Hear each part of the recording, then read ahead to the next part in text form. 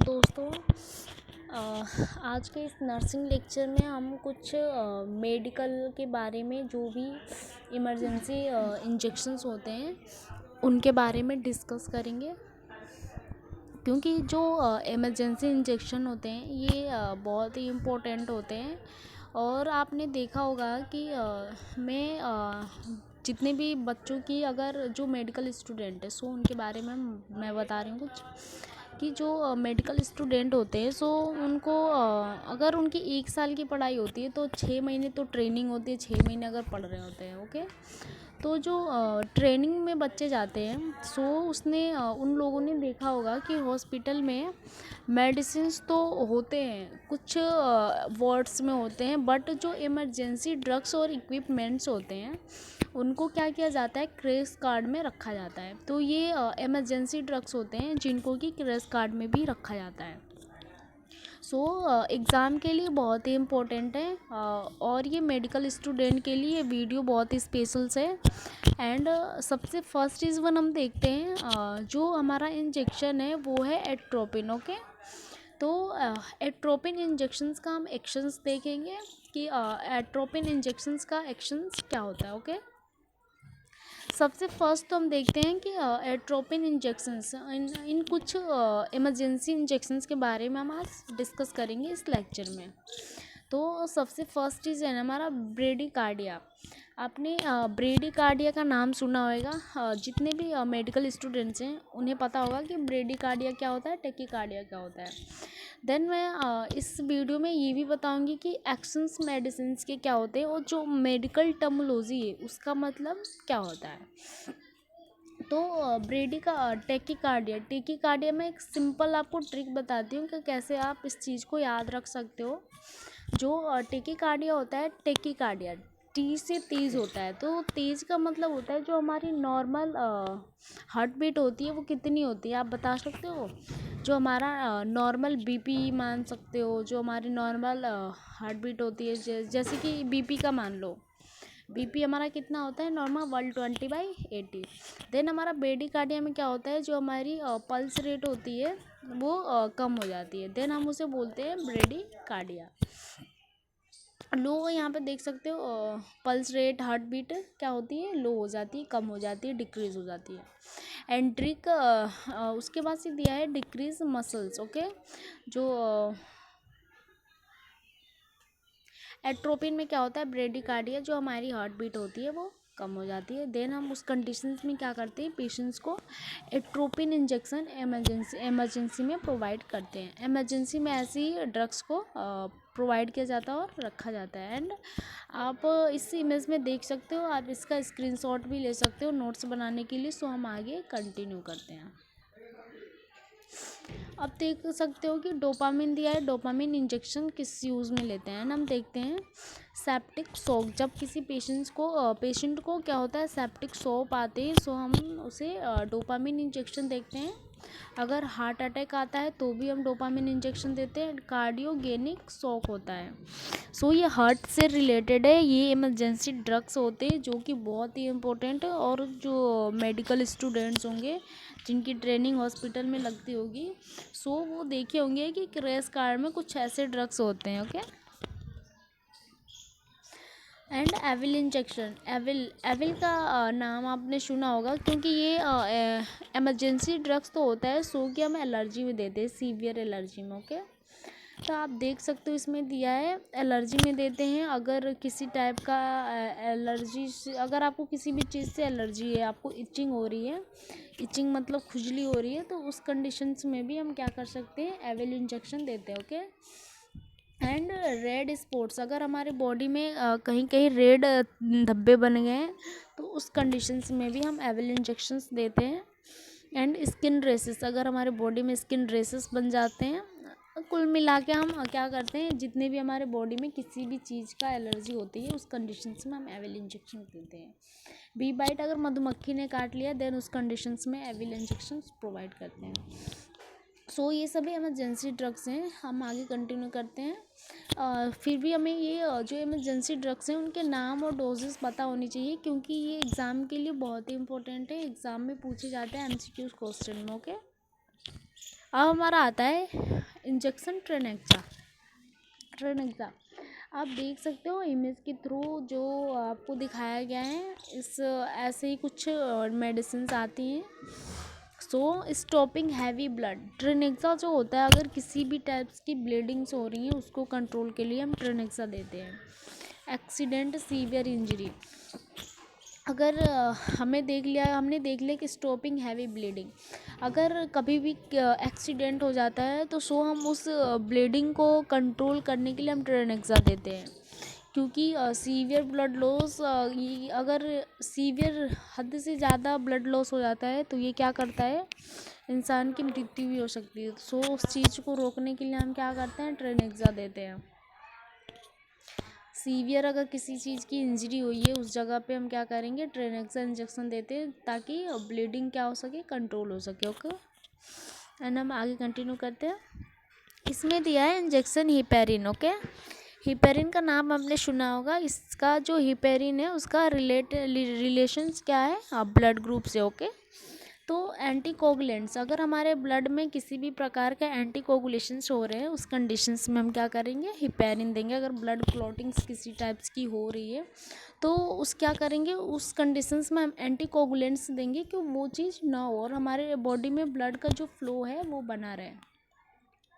बच्चों आप सभी स्क्रीनशॉट लेके नोट्स बना सकते हो, वेरी वेरी इजी। एंड जो मेडिसिन है उसको आप पहचानने में काफ़ी आपकी हेल्प हो जाएगी। और आप देख सकते हो इंजेक्शन साइक्लोकैन। ओके, साइक्लोकैन आप देख सकते हो, इसमें जनरल एनेस्थीसिया। हमने पहले ही बताया कि जितने भी बच्चे अगर मेडिकल स्टूडेंट अगर उनकी ट्रेनिंग लगती होगी तो वो उन्होंने एनेस्थीसिया के बारे में भी वो जानते होंगे कि जनरल एनेस्थीसिया क्या होता है।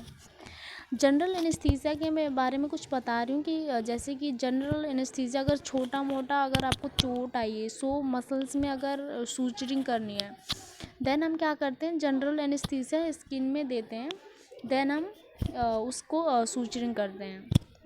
ओके, अगर जिन बच्चों की गायनोकोलॉजी में ओबीसी सब्जेक्ट होगा, ऑब्स्टेटिक एंड गायनोकोलॉजी, अगर उनकी लेबर रूम में ड्यूटी लगी होगी, देन जब किसी पेशेंट की डिलीवरी होती है और एपिजियोटमी दी जाती है, देन क्या करते हैं हम सूचरिंग के लिए एपी दी जाती है, और सूचरिंग के लिए हम क्या करते हैं, जनरल एनेस्थीसिया का भी प्रयोग करते हैं ताकि उसे पेन फील ना हो। देन हम आगे कंटिन्यू करते हैं। आप चाहो तो स्क्रीनशॉट ले सकते हो क्या। अब हमारा है एंटीबायोटिक फॉर इन्फेक्शंस।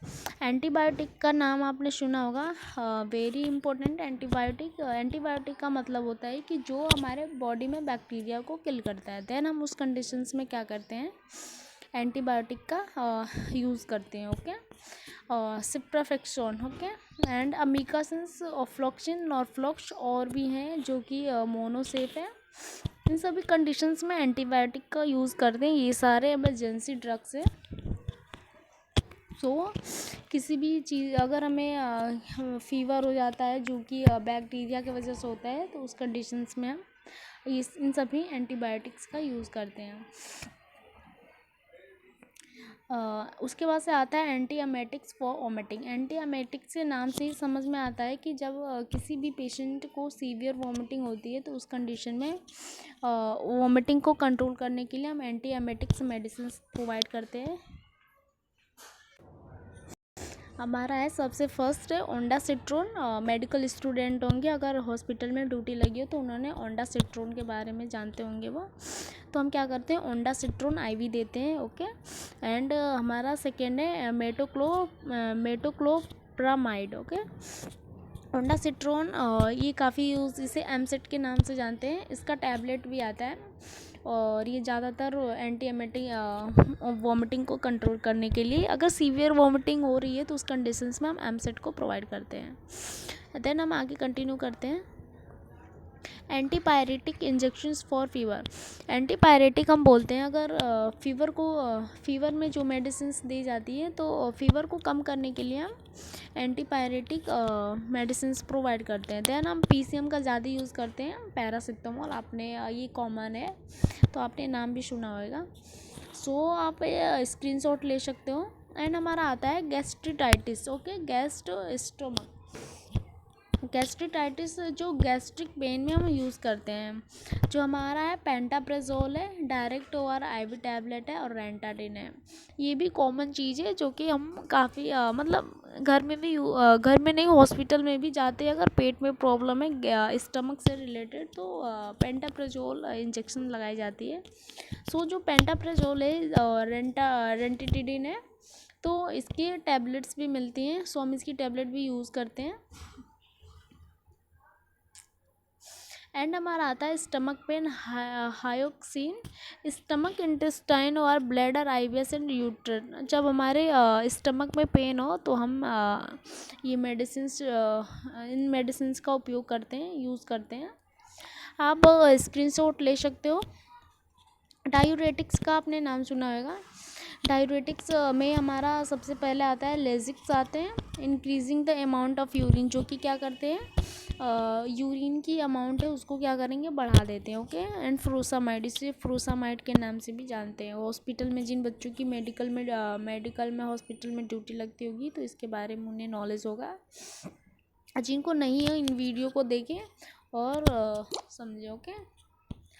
उसके बाद से breathing problems of allergy, dairy phylline injections देते हैं अगर ब्रीदिंग मतलब कि सांस लेने में प्रॉब्लम है, यदि किसी एलर्जी की वजह से सांस लेने में प्रॉब्लम आ रही है तो उस कंडीशंस में हम डेयरी फाइलिन की इंजेक्शन का उपयोग करते हैं। उसके बाद से हमारा है हाइड्रोकोर्टिसोन इंजेक्शन से, डेक्सामेथासोन इंजेक्शन से, काफ़ी सारे इंजेक्शन हैं जो कि एलर्जी में ब्रीदिंग प्रॉब्लम्स में हम देते हैं। उसके बाद से हमारा आता है मल्टीविटामिन इंजेक्शंस। मल्टीविटामिन्स का सबसे पहले तो हम कलर देखते हैं, ये येलो कलर का होता है। सो जब हमारे बॉडी में विटामिन्स की डेफिशिएंसी आती है देन हम क्या करते हैं, मल्टीविटामिन्स इंजेक्शंस का यूज़ करते हैं।